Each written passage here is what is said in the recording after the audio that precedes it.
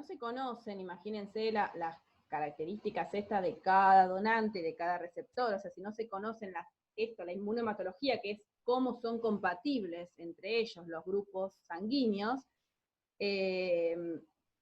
los riesgos que hay en una transfusión de reacciones de aglutinación son muy graves. Y las reacciones de aglutinación producen la hemólisis de esos glóbulos rojos. Y por lo tanto, la muerte del paciente. ¿Sí? Claro.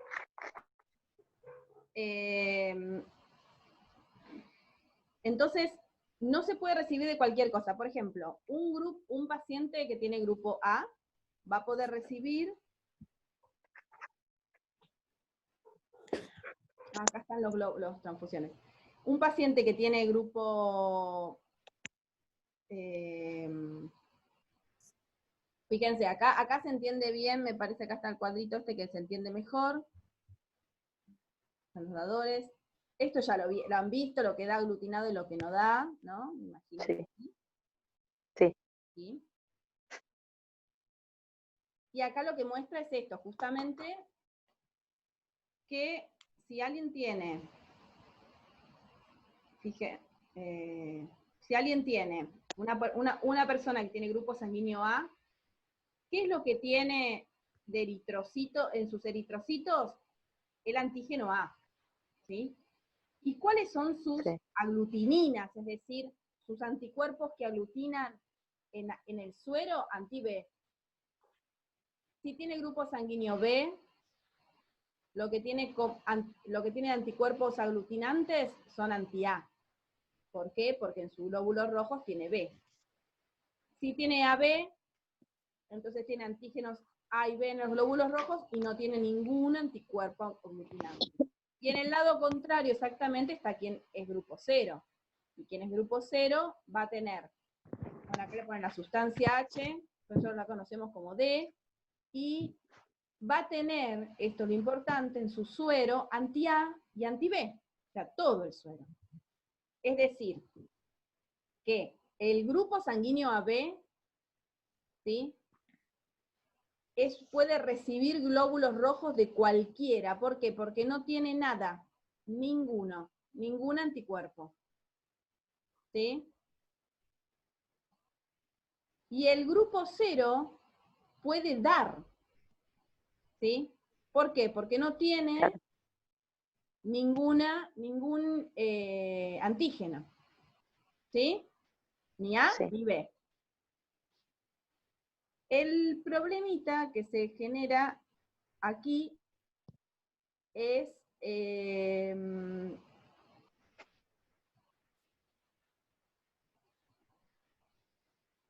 bueno, esto es una cosa de aglutinación. El problema que se genera acá es cuando lo que queremos transferir es sangre entera, por ejemplo.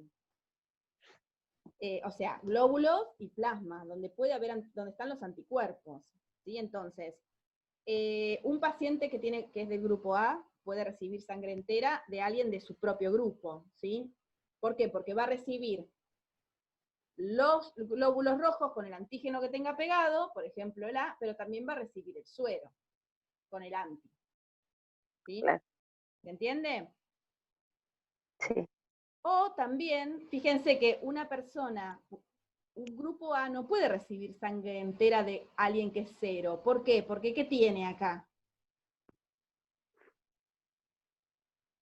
Fíjense, si yo tengo un paciente con grupo A, le doy sangre entera de grupo 0. ¿Qué tiene acá? Anticuerpos. Anticuerpos, tiene anti-A. Entonces, este anti-A se me va a unir a la sustancia A de mi glóbulo rojo de mi paciente y me va a aglutinar. Entonces no le puedo poner sangre entera del 0. Lo que voy a hacer es que le voy a poner glóbulos rojos de 0, ¿sí? Y plasma artificial. ¿Se entiende eso? Más o menos. ¿Más o menos? Sí, o sea, sí, pero no. Un paciente que tiene grupo A, ¿qué tiene en sus glóbulos rojos? ¿Qué antígeno? A. A. ¿Y lo de anti-B qué era? En su glóbulo rojo tiene antígenos A. ¿Y qué tiene en su Sí. suero? Anticuerpos anti-B. Bien. Pero eso lo que estaba en la superficie era, ¿no? Claro, en la superficie, Ah, alguien que tiene grupo A, ¿qué es lo que está diciendo? Cuando yo digo yo soy grupo A, ¿qué significa? Que mis glóbulos rojos tienen en la superficie antígeno A. Si yo soy sí, grupo B, significa que mis glóbulos rojos tienen en la superficie antígeno B. Si yo soy AB, significa que mis glóbulos rojos tienen en la superficie antígenos A y antígeno B.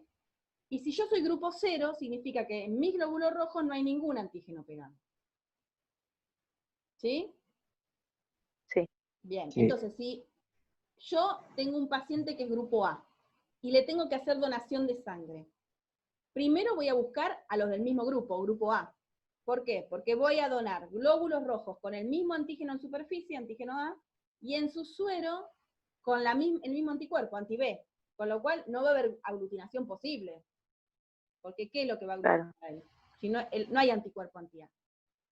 Pero si claro, yo tengo un donante 0, para los glóbulos rojos está perfecto, porque ese glóbulo rojo del donante 0 no tiene ningún antígeno. Es decir, que los anti-B que tiene mi receptor no les va a hacer nada a esos glóbulos rojos y los voy a poder usar. Pero si yo le pongo sangre entera de mi paciente, de mi dador 0 a mi receptor A, esa sangre entera de mi dador 0 me lleva glóbulos rojos sin ningún antígeno. Ahí estamos perfectos. Pero el plasma tiene anticuerpos anti-A y anti-B. Y esos claro, anticuerpos anti-A van a reaccionar con los antígenos de los glóbulos rojos de mi paciente, del que está recibiendo la sangre. Y me va a producir una aglutinación. ¿Se entiende? sí, En esos casos, mi donante 0, ¿qué hago? ¿Qué uso? Solo los glóbulos rojos. Se hace un lavado, se sacan los glóbulos rojos y se transfunde con plasma artificial. claro, nada que pueda interferir con los otros dos, digamos, No, porque si que no voy a se hacer un una, hemólisis. Voy a destruir claro, glóbulos rojos, o destruyo los de mi paciente o destruyo los que le di. ¿Sí? claro, Y así con todos. Si ustedes se ponen a jugar con el cuadrito, van a ver que de uno puedo glóbulos rojos, de otro puedo suero y así. ¿Sí? Profe, o sea que el 0 es dador universal, pero de glóbulos rojos. Sería. Exactamente, de glóbulos. Y AB es receptor universal de glóbulos. Sí. Sí, sí. Es así. Exactamente. Quien puede ser dador universal de plasma es el AB, pero no de glóbulo rojo. Claro, ¿Sí? sí. Bueno, esta es la plaquita de aglutinación. Acá aglutinó y acá sedimentó, igual no se ve muy linda. ¿Sí?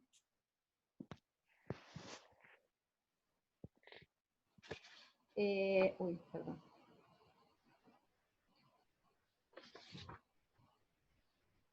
Bueno, vamos, ya que estamos en el tema de transfundir.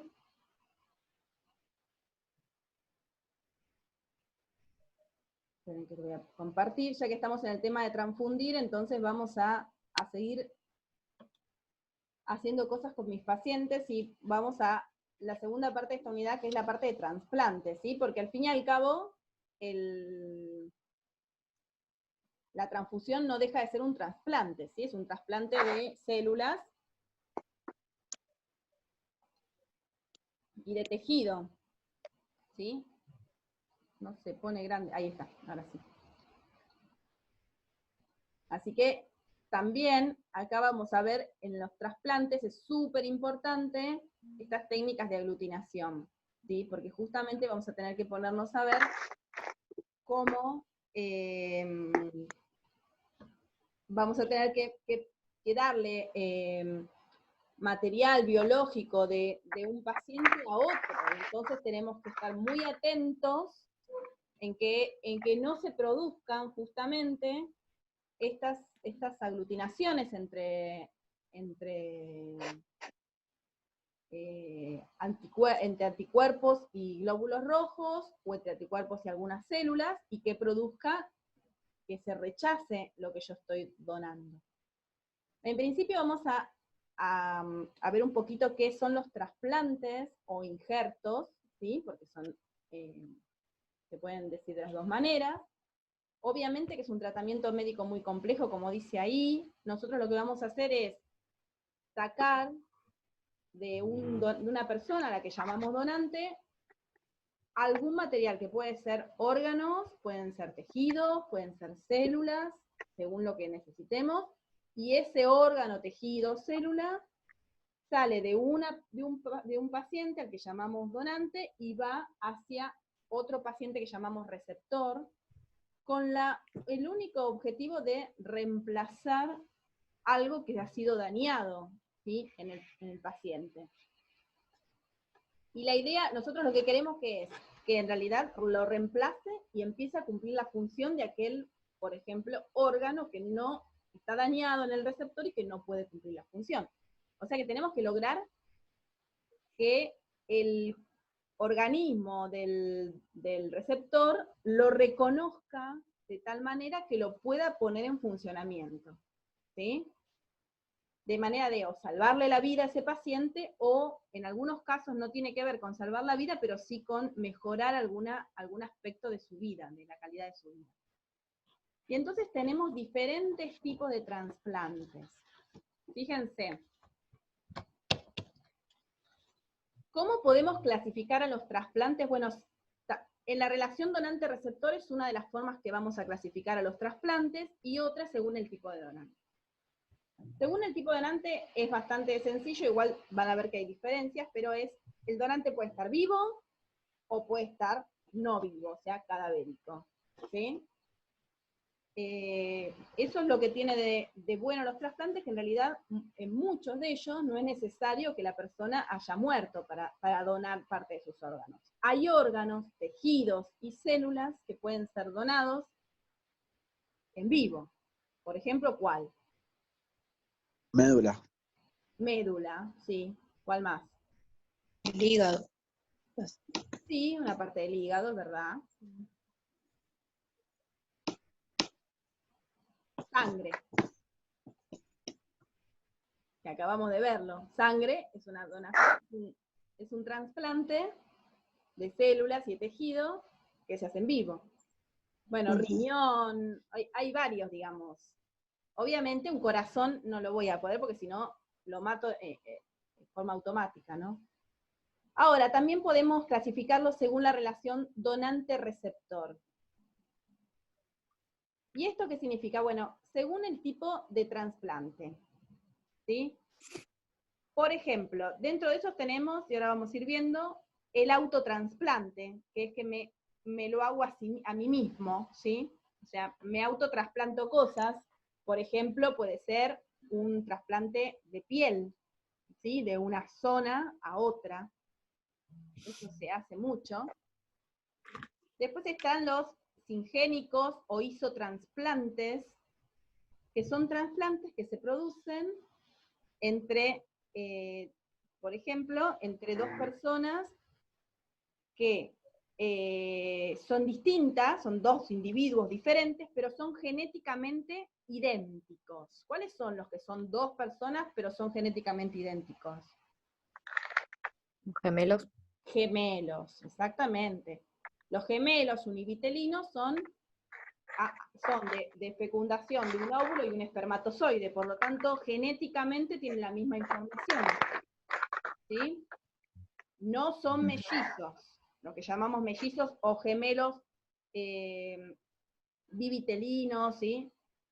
Los gemelos bivitelinos o lo que llamamos comúnmente mellizos son dos embarazos simultáneos, ¿sí? O sea, son dos óvulos con dos espermatozoides. Por lo tanto, son tan diferentes como cualquier hermano. Genéticamente, ¿no? Entonces, para hacer lo que llamamos un isotrasplante, es entre dos personas que comparten su información genética, ¿sí? Que tienen la misma información genética, gemelos. Después están estos, los alotransplantes o trasplantes homólogos. En estos casos, el donante y el receptor son individuos diferentes, también son genéticamente diferentes, pero son de la misma especie, que es lo que ocurre en la mayoría de los trasplantes, ¿sí? Se da en un ser humano, le trasplanta a otro ser humano, ¿sí? Y entonces, esos dos son la misma especie, son seres humanos, son dos individuos diferentes entre sí que tienen una información genética completamente distinta. ¿Sí? Pueden compartir una parte, por ejemplo, si son hermanos, si tienen alguna familiaridad, pero son genéticamente diferentes. Y por último tenemos este que se llama el xenotrasplante o xenogénico o trasplante heterólogo, que acá también son dos individuos distintos, son genéticamente diferentes, pero aparte son de especies distintas. ¿Sí? Por ejemplo, se puede ¿cómo se llama? Trasplantar piel, ¿sí? Piel, por ejemplo, se usaba mucho la piel porcina, piel de chancho, ¿sí? O, por ejemplo, válvulas, ¿sí? Que se trasplantan y que son válvulas de algún animal, ¿sí? Válvulas bovinas o válvulas porcinas, ¿sí? A veces son de diferente especie, o sea, es por ejemplo otro animal. ¿Me siguen? Sí. Sí. Bien. Ahí está.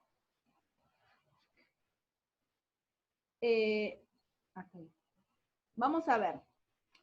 ¿Qué pasa con los donantes cadavéricos? Bueno, acá vamos a tener dos tipos por eso le decía que solamente decir que está vivo o muerto no es suficiente. Si está muerto, es decir, es un donante cadavérico, dependiendo de la forma en que falleció, bueno, va a poder donar algunas cosas y otras no. Si falleció por un paro cardiorrespiratorio, entonces solamente puede donar córneas. ¿Eso por qué? Porque cuando el corazón dejó de funcionar,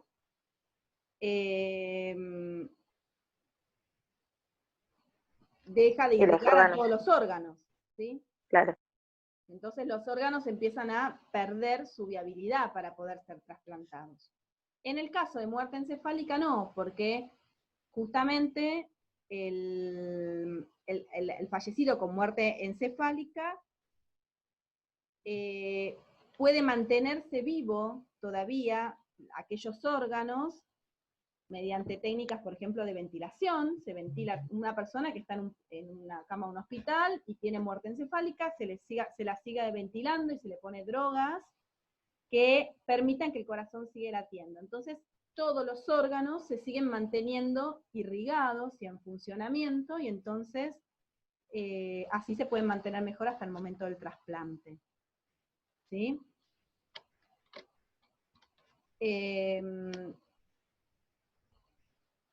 ¿Se entiende eso? ¿Sí? ¿La diferencia? Miren, acá está bastante claro. Para que tengan una idea, acá es los órganos de donante vivo, todos los que podemos donar vivos son las células madre, ¿sí? Que se pueden donar. Ahora después vamos a ver bien, de varios lados. Alguna parte del hígado, como habían dicho, una parte parcial del intestino, un riñón, piel, médula ósea, ¿sí? Y órganos de donante cadavérico que sí se pueden donar son córneas, dientes, ¿sí? Corazón, pulmón, hígado, páncreas, ¿está bien? Vasos sanguíneos. Y acá hay un poquito para que uno tenga un poco una idea de lo que dura un órgano antes de ser trasplantado, antes de que no pueda servir. Más o menos para que tengan una idea y no sé, se vayan un poco algunos mitos, ¿no? De que había ahí unos mitos de que llegaban con una combi blanca y agarraban a una persona, le sacaban los órganos y lo vendían. Bueno, imagínense, una córnea está 48 horas. Un corazón tarda 6 horas, o sea que tendría que tener todo muy bien preparado para sacarle el corazón contra la voluntad de la persona, mantenerlo irrigado, llevarlo donde tiene que ser, venderlo y en 6 horas ponerlo adentro de otro paciente. ¿Se dan cuenta que es casi imposible? Sí. Bueno, un corazón, un pulmón son 6 horas, un hígado 12 horas, un riñón 24 horas. Es muy poquitito lo que pueden durar un órgano fuera del organismo. ¿Sí? Este es como un operativo para que tengan una idea. Fíjense, acá tenemos un donante, ¿sí?, de hígado, porque lo queremos trasplantar a un enfermo de 32 años que se le va a remover el hígado y se lo va a trasplantar. Este paciente falleció en un centro de salud de Entre Ríos. Se le comunicó al INCUCAI, ¿sí? En el momento que se comunica, un equipo médico viaja a Entre Ríos y realiza digamos, la extracción de ese órgano. Disponen de 6 horas, ¿sí?, entre que le extraen al paciente y lo llevan, lo implantan. O sea que tienen que volver de Entre Ríos otra vez a Buenos Aires, a La Plata, a traer el hígado, ¿sí? La operación, el trasplante, dura 6 horas. En el trasplante intervienen 12 personas, entre médicos y enfermeros. ¿Sí? Fíjense todo lo que se necesita para hacer un trasplante, o sea que no es fácil hacerlo en el fondo de la combi. Otro trasplante muy importante son lo que llamamos trasplantes de médula ósea. En realidad, bien llamados son, si ustedes van y hablan con la gente que hace este tipo de trasplantes, por ejemplo, bueno, yo tengo una amiga que trabaja en el hospital, en el Garrahan, y hacen toda la parte de células madre, se llama trasplante de precursores hematopoyéticos. Ustedes saben por qué, porque en la médula ósea, justamente, ¿qué es lo que yo quiero de la médula ósea para el trasplante? Esas células que son precursores hematopoyéticos, son esas células pluripotenciales, por decirlo de una manera, que van a ser los que van a dar origen a las células sanguíneas, ¿sí? Sí. Bien, entonces eso es lo que yo busco. En realidad son precursores hematopoyéticos. Lo conocemos comúnmente, vulgarmente, como trasplante de médula ósea porque esos precursores hematopoyéticos están en la médula ósea. Y lo que yo les traigo al paciente es médula ósea, ¿sí? ¿Para qué me sirve eso? Bueno, para muchísimas situaciones. Por ejemplo, para problemas, para pacientes que tienen trastornos de la sangre, trastornos hematológicos, ¿sí? Como, por ejemplo, una disminución en sus glóbulos rojos, ¿sí?, que trae un montón de patologías. Pueden ser problemas inmunitarios, ¿sí?, o sea, problemas de infección, después de una infección, que tienen lo que llaman unas aplasias, ¿sí? Puede ser por algún proceso neoplásico, como una leucemia, ¿sí?, o linfoma, puede ser una inmunodeficiencia, o sea, hay muchísimos problemas por los cuales una persona puede necesitar un trasplante de médula ósea.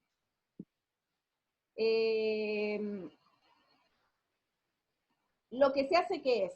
Se eliminan aquellas células enfermas de la médula ósea del paciente, del receptor, ¿sí?, y se le dona, se le introduce todas células, llamamos células madres o precursores hematopoyéticos, que produzcan los glóbulos rojos y las plaquetas, ¿sí?, que sean sanos, en reemplazo de aquellos que estaban enfermos.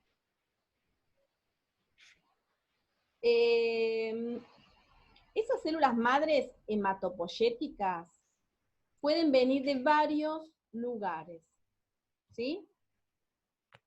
Pueden venir de la médula ósea, como estamos acostumbrados a escuchar, podemos sacarlo de sangre periférica o de sangre de cordón umbilical, ¿sí?, que es lo que venden todas estas empresas que venden, que les conservan las células madres a las mamás, ¿sí? Sí. Lo que hacen es sacar células madres de cordón umbilical en el momento del parto y guardarlas. Eso que hacen esas empresas, a lo que uno tiene que pagar un montón de plata para conservarlo por años, por si uno lo llegara a necesitar, En el Hospital Garrahan existe el banco de células madre público, donde hay justamente un banco, o sea, se extraen y se dejan, se clasifican, se genoclasifican y se inmunoclasifican y se dejan guardadas para utilizarlas en el momento que se necesita por cualquier, en el caso del Garrahan son niños, por cualquier niño que necesite, ¿sí? Acá y en cualquier lugar del mundo. Existe una red de bancos nacionales de células madre, que lo que hace justamente es que si acá tenemos un paciente que necesita un tipo de células madre, porque las células se tipifican, igual que como pasaba con los glóbulos rojos, que tenemos A, B y 0, las células madres también tienen antígenos en su superficie que hacen que sean de un tipo y no de otro. Entonces no sirve cualquier médula ósea. También hay una compatibilidad ahí. ¿Sí?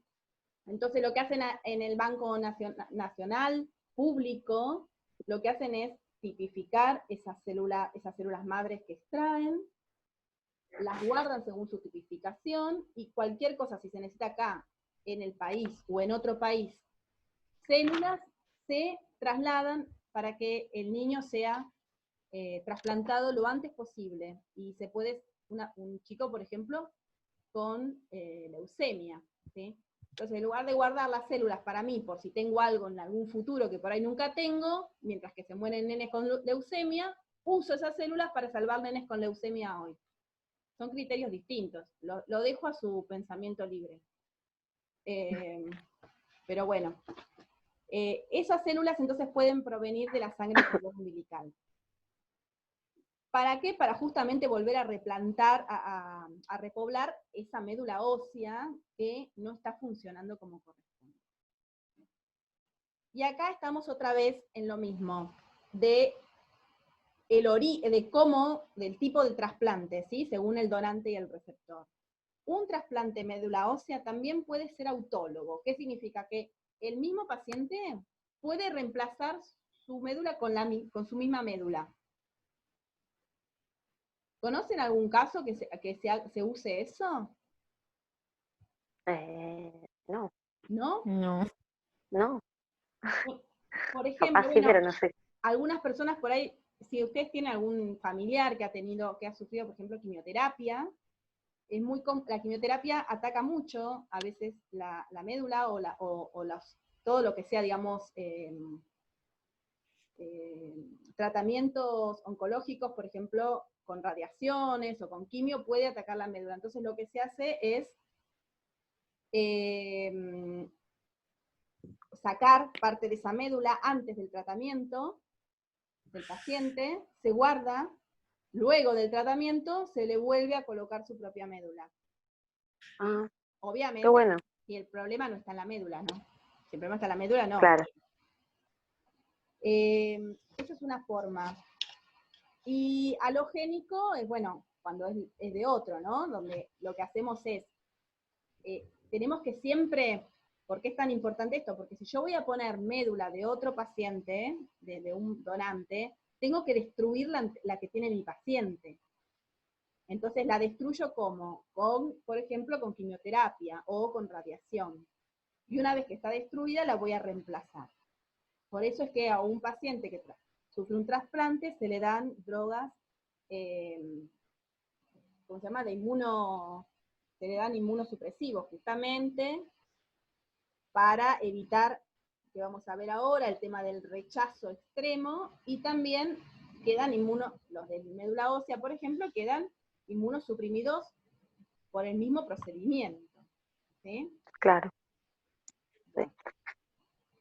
Acá muestran un poquito cómo obtener células madres. Puede ser por trasplante de médula ósea, fíjense que aquí lo que hace es, le hace un saneamiento como decíamos, con quimioterapia o con radiación, y se implanta en el paciente las células madres de una médula sana, ¿sí? Que podría ser, como dijimos, autólogo, o sea, del mismo, que ya la sacamos antes, o de un donante. Estas celulitas inyectadas van solas ¿sí? Hasta donde corresponde, hasta las cavidades que corresponden óseas, y empiezan a crecer y reemplazan a las que estaban antes. Otra forma, esta es como la más común, la que conocemos. Otra forma es la extracción de sangre periférica. Este tipo de donación se llama aferesis, ¿sí? Donde lo que hacemos es que, fíjense, se extrae sangre, ¿sí? Fíjense cómo es, acá le extrae sangre, pasa por un separador donde se obtienen acá las células madre, y la sangre vuelve al paciente. O sea, retiramos mucha sangre, pero la devolvemos. No es que se quedan con sangre, ¿sí? O sea, la sangre vuelve, hace una circulación así, y cuando pasa por un separador donde extrae las células madre. La sangre de cordón umbilical son minutitos después del nacimiento, cuando se corta el cordón umbilical, ¿sí? Al recién nacido, se pincha la venita, una vena que se llama vena umbilical, y se extrae la sangre. Y eso se congela, se puede mantener en nitrógeno líquido, que es una temperatura muy bajita, 196 grados bajo cero. ¿Sí? Menos 196 grados mantenemos esas células.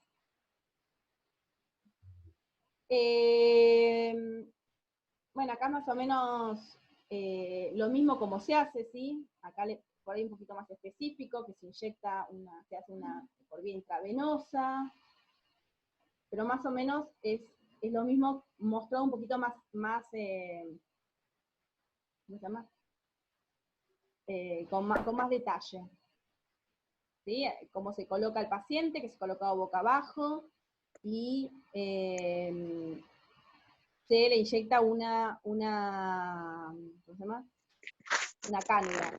Esto se puede hacer con anestesia general, o también se puede dar epidural nada más, entonces no es necesario que la persona esté dormida.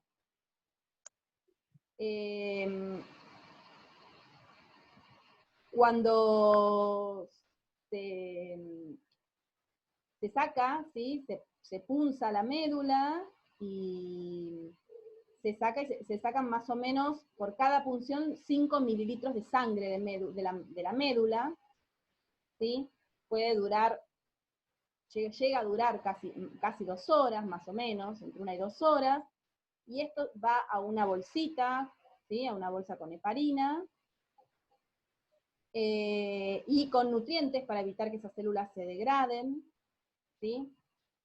A veces se puede filtrar directamente, y a veces se usa directo, y otras veces se congela y se guarda porque se va a usar después.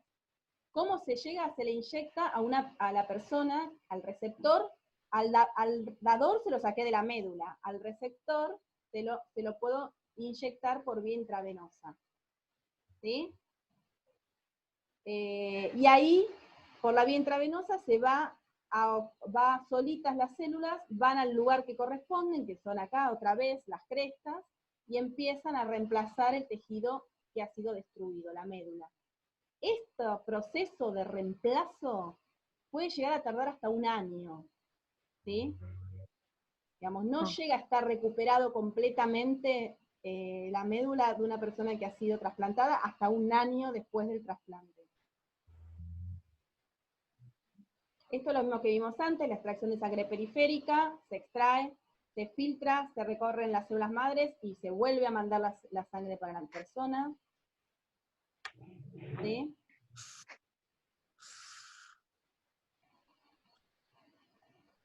¿De dónde se saca la sangre? Bueno, de una vena principal, como si fuera una,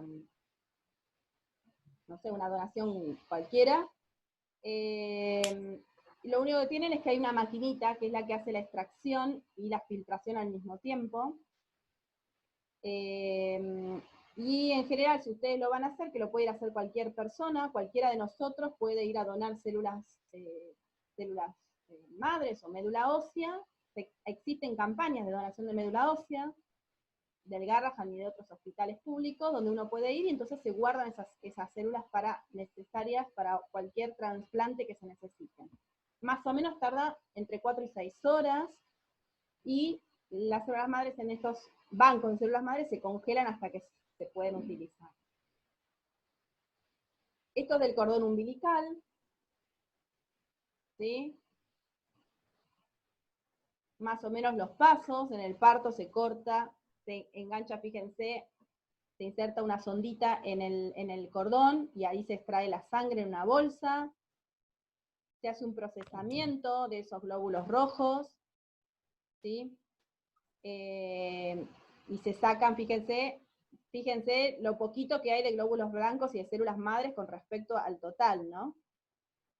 Se van a contar la cantidad de células que hay, las vivas, ¿sí? Y se va a descartar los glóbulos rojos y el plasma. Eso no se usa.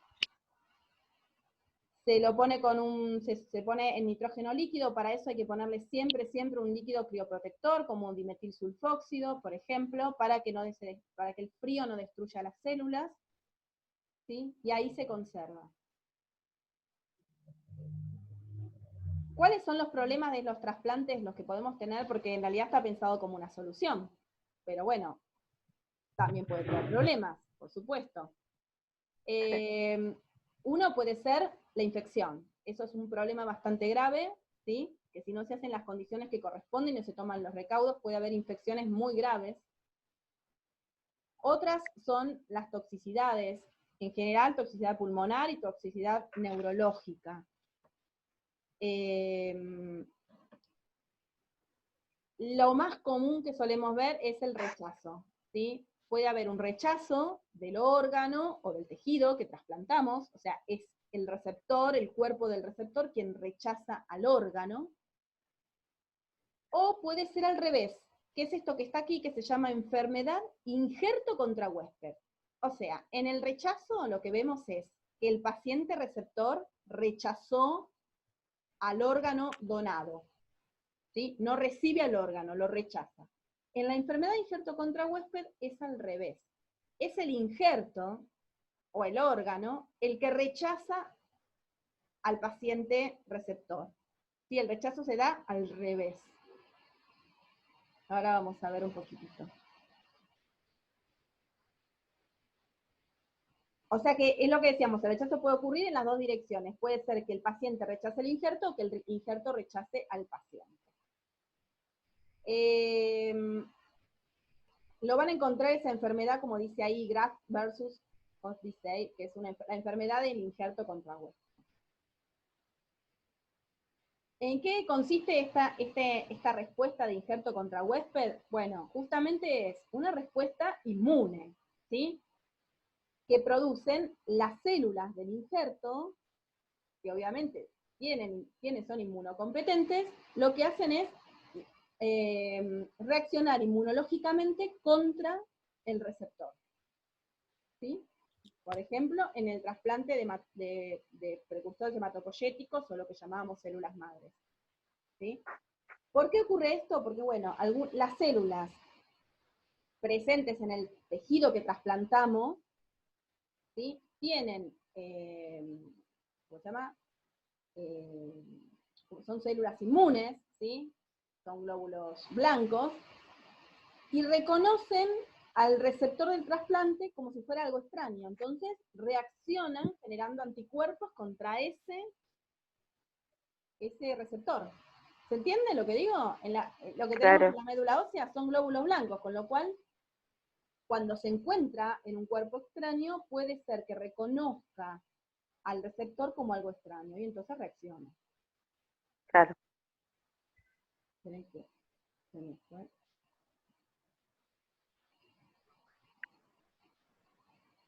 Hasta dónde. ¿Sí? Y acá fíjense lo que puede ocurrir, ¿sí? Los tipos de rechazos que podemos llegar a tener. Hay diferentes rechazos según el tiempo en que la velocidad con la que se producen. En principio tenemos menos de un minuto, ¿nos podemos volver a encontrar? Sí, nos volvemos a encontrar en menos de un minuto.